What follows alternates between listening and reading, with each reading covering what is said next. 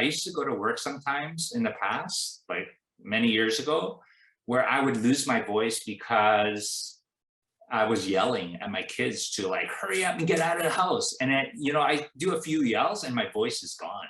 I go to work and people are like, oh, what happened? You have a cold? I go, no, I was yelling at my kids, right? And I was like, oh, why did I do that? Okay, I'm not going to do that. And then but I would do that every so often because I would have these stresses at work, right? Or in my life. And I think just this practice of doing the gratefulness and meditate, what I've learned over time is, wow, okay, how do I get this calmness despite all the chaos that might be happening around? Or sometimes you get some news that feels like a punch to the gut. How do you get that calmness, right? How do you tell your heart, peace, be still? Like how do I command, right, my heart to be still, right? It's a very hard thing when you get this emotion coming up. And I think, I was thinking about being in the zone, being in the flow. It's like, it's not that you're ignoring the things that are coming from the outside, but you just are able to take it in stride, right? Or just, you don't react right away. You give this kind of time to think and then respond. A man is literally what he thinks, his character being the complete sum of all his thoughts.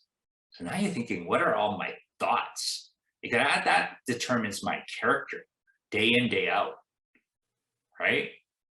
So what are you allowing to come into your thoughts without you guarding and cultivating those thoughts? And what are you purposely, intentionally allowing and growing a garden of these thoughts that will dictate your attitude, your words, your actions, your behavior, essentially, right? So to me, it's, wow, I'm like, okay, I'm still a white belt here in all this, right? Because the laws and operations of thought and how we think and behave in this world.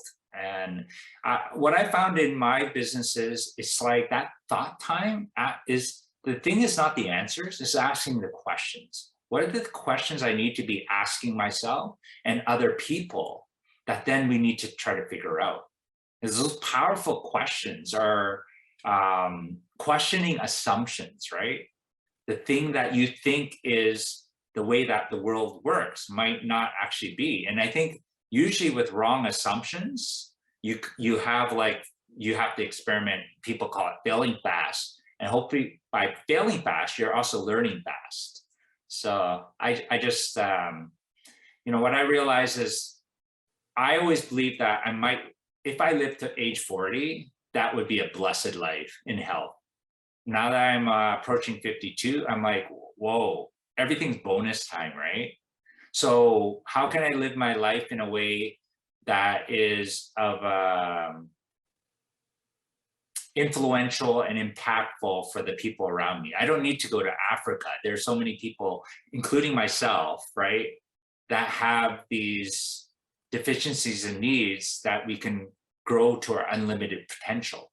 And I think the unlimited potential is not in the physicality of our being, but more in our mental and our spiritual part. The physical part, like, it's hard to increase that even by double, right?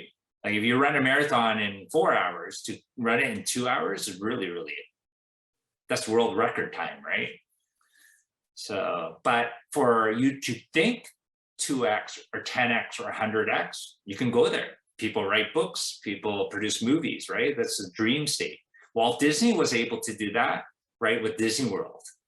I love Disneyland, and right, because that's a world of thought. It's like a living proof of someone's dream that becomes other people's dreams, right?